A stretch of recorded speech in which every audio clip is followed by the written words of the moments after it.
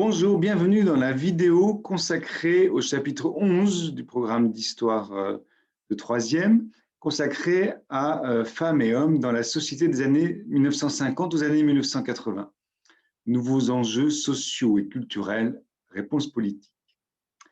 Alors, ce que ça signifie, c'est que entre les années 1950 et les années 1980, on peut considérer que la société française connaît des bouleversements tellement importants qu'elle passe d'une société encore dominée par des structures traditionnelles à une société proprement contemporaine. Alors, la question qu'on peut se poser, c'est comment se transforme en profondeur cette société. Alors, on aurait pu étudier différents groupes sociaux, par exemple les ouvriers, les agriculteurs, mais en fait, le choix a été fait, et je pense qu'il est valable, de se concentrer sur trois groupes sociaux.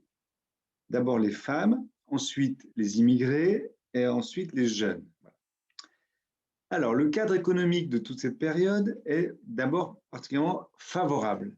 Ce qu'on appelle les 30 glorieuses, c'est la période qui suit la Seconde Guerre mondiale et qui se caractérise dans tout l'Occident, c'est-à-dire dans tout le monde développé, Europe occidentale, États-Unis, Canada et Japon, etc., par une croissance économique très forte, ininterrompue entre 1945 et 1973.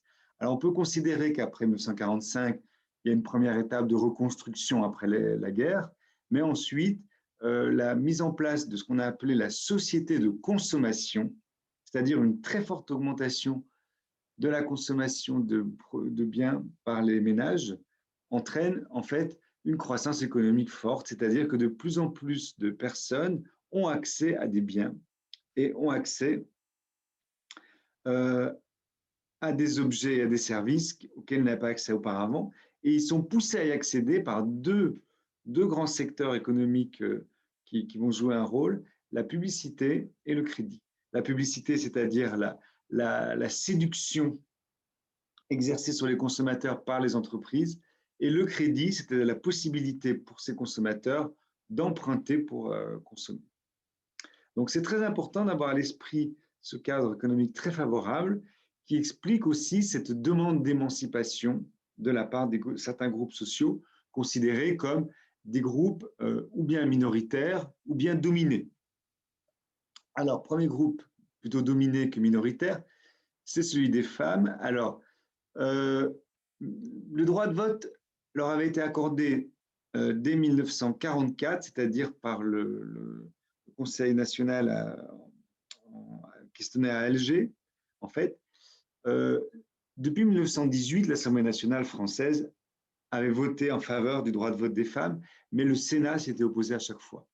Là, il se trouve que les institutions ont été suspendues par la guerre et que les juristes, le général de Gaulle, la plupart des partis étaient favorables, donc ce droit de vote est instauré. Les femmes votent aux premières élections, aux élections municipales en 1945, suivies par les législatives. Autre date à retenir, je pense, c'est la contraception. En 1967, la loi Neuwirth autorise la contraception en France. Ça, c'est le résultat de combats féministes menés depuis des décennies, en fait, pour permettre aux femmes de choisir, en fait, d'avoir des enfants ou pas. En 1970, fondation du MLF, Mouvement de libération des femmes. Alors, la date de 1970 a pu être contestée. En fait, c'est à ce moment-là que se regroupent plusieurs mouvements qui, effectivement, existent déjà depuis quelques années.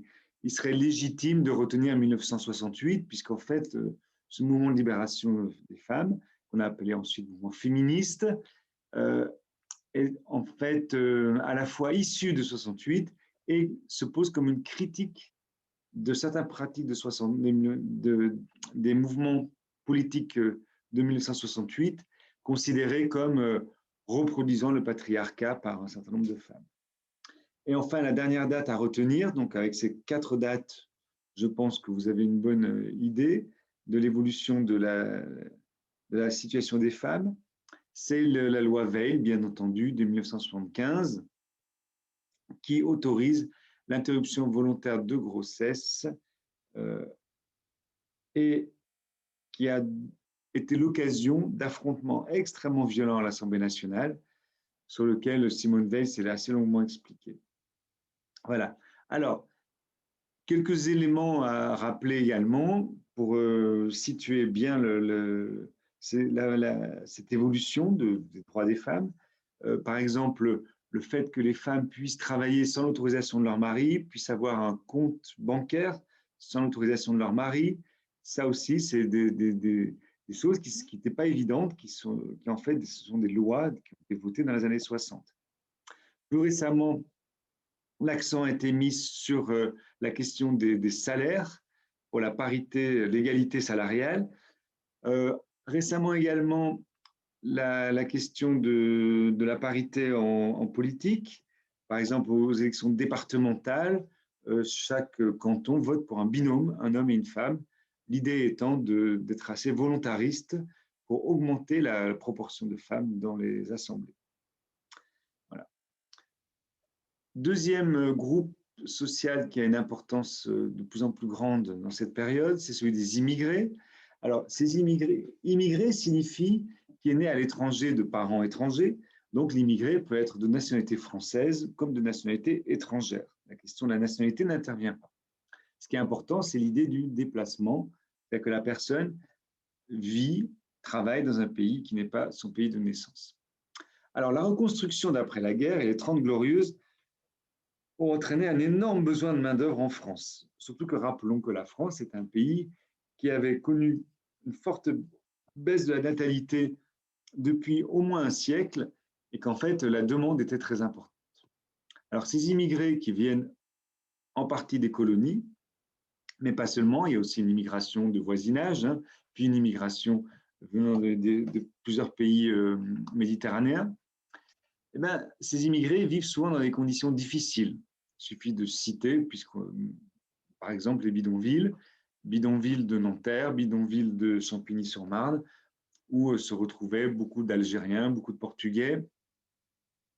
Il suffit aussi de rappeler pour mémoire la lutte des travailleurs immigrés pour améliorer leurs conditions d'hébergement dans les foyers Sonacotra.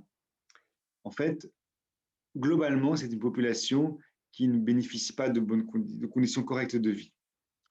Alors, à partir de 1974, donc juste après le premier choc pétrolier, l'immigration de travail s'arrête officiellement en France, mais en fait, 2 ans plus tard, le regroupement familial est reconnu, ce qui fait que quantitativement, l'immigration ne diminue quasiment pas.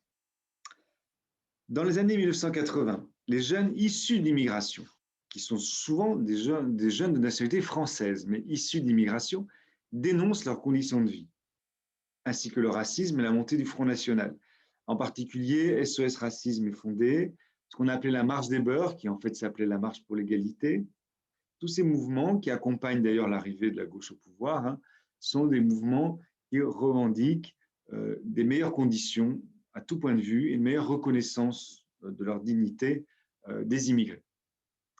Et le dernier groupe, enfin, c'est celui des jeunes. Alors, la jeunesse, c'est un groupe social qui s'affirme dans ces années-là, c'est-à-dire que ce groupe social partage des éléments culturels qu'il ne partage pas avec le groupe des adultes. Ça concerne par exemple le langage, et ça c'est toujours vrai d'ailleurs aujourd'hui. Ça concerne les vêtements, ça concerne les musiques, ça concerne même des valeurs. Alors par exemple, dans les années 60, tout le monde aura en tête la fameuse vague yéyé, avec des concerts géants pouvant rassembler, comme celui de Johnny Hallyday, Place de la Nation, 150 000 personnes. Alors cette jeunesse bénéficie de droits plus importants, comme le vote à 18 ans, et elle fréquente de plus en plus l'université, mais il faut remarquer que c'est un groupe qui a du mal à trouver sa place, et c'est toujours vrai. Par exemple, le chômage touche beaucoup plus les jeunes que les personnes plus âgées. Les jeunes, par exemple, ne bénéficient pas du RSA actuellement, c'est un revenu social, un minima social qui n'est accordé qu'à partir de 25 ans. on perçoit que dans la société française, la jeunesse a du mal à trouver sa place. L'explosion de mai 68, alors évidemment, ne concerne pas que les jeunes, mais on peut dire que la jeunesse était très présente. Et en fait, c'est même la partie la plus visible de mai 68, c'est la place des jeunes. Alors, le bilan, eh bien, il sera très simple, c'est que la société française passe d'une société traditionnelle, avec une domination du groupe social, on va dire, des hommes d'âge mûr, des hommes d'âge mûr d'origine locale. Et en fait, cette société bouge entre les années 50 et les années 80 et devient une société plus moderne, c'est-à-dire plus ouverte à la fois aux femmes et aux jeunes, mais aussi plus variée sur le plan des origines.